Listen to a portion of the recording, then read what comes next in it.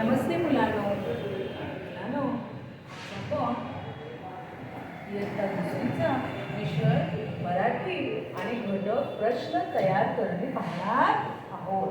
बघा मुलांनो, आपण आतापर्यंत बाई प्रश्न विचारतात, आपण उत्तरं देतो. धड्याखाली सुद्धा प्रश्न असतात आणि त्याची आपण उत्तरं देतो. पण आज आपण जरा उलट करणार आहोत. आपण दिलेल्या शब्दांपासून प्रश्न तयार करायचे आणि नंतर उत्तर लिहायचे. म्हणजे प्रश्न पण आपणच करायचे आणि उत्तर सुद्धा आपणच लिहायचं आहे. पहा मुलांनो, आपण 3 गट पाडलेले आहेत: शब्द, प्रश्न आणि उत्तर. तर शब्द आधी बघा, विद्या आणि हुशार हे 2 शब्द दिलेले आहेत. तर त्यापासून आपल्याला प्रश्न तयार करायचे. मग प्रश्न कसे आहे बघा. विद्या कशी मुलगी आहे? विद्या कशी मुलगी आहे? मग त्याचं उत्तर सुद्धा इथे आहे. मग विद्या कशी आहे? विद्या हुशार मुलगी आहे. आता आपण या 2 शब्दांपासून दुसरा अजून एक प्रश्न तयार करणार आहोत. प्रश्न असा आहे, हुशार कोण आहे? हुशार कोण आहे? मग हुशार विद्या आहे. तरही आपल्याला आपण प्रश्नही तयार करायचा आहे आणि उत्तर सुद्धा लिहायचं आहे. आता दुसरे 2 शब्द पाहूया. चहा आणि गरम. सकाळी सकाळी आपण चहा पितो की नाही? मग ह्या चहा गरम या 2 शब्दांपासून कोणते प्रश्न तयार होतील?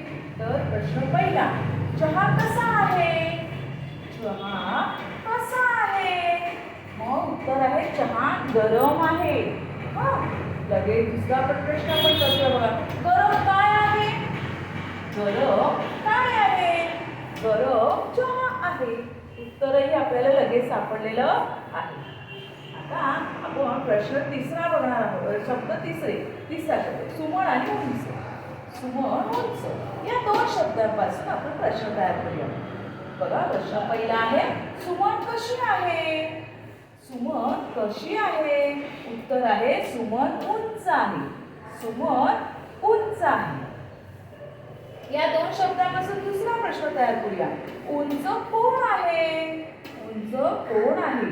उंच सुमन आहे. आणि आता आपण प्रश्न पुढचे बघूया. पुरणपोळी आणि गोड आवडते की नाही सगळ्यांना पुरणपोळी? मग याच्यापासून आपण प्रश्न तयार करूया. बघा, पुरणपोळी कशी आहे? पुरणपोळी गोड आहे. दुसरा प्रश्न, गोड काय आहे? गोड पुरणपोळी आहे.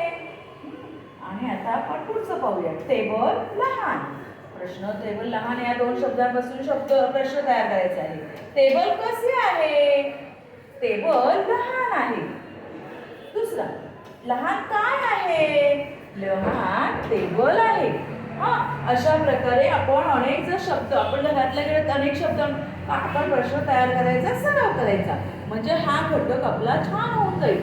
आणखी एक सूचना अशी आहे की आपण काय करायचं आहे बघा, बाईंनी सांगितलंय की प्रश्न जर असेल तर तिथे अशा प्रकारे प्रश्नचिन्ह द्यायचं असतं.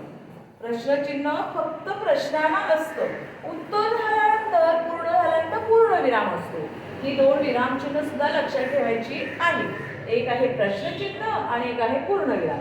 अशा प्रकारे आपण प्रश्न तयार करायला शिकलो आहोत. आजपासून तुम्ही सुद्धा अनेक 2 शब्द घेऊन त्याच्यापासून प्रश्न तयार करा. प्रश्नामध्ये काय हवं, कशी, कोण, कसा, काय असे जे शब्द आहेत त्यापासून आपण प्रश्न तयार करणार आहोत. समजले का मुलांनो?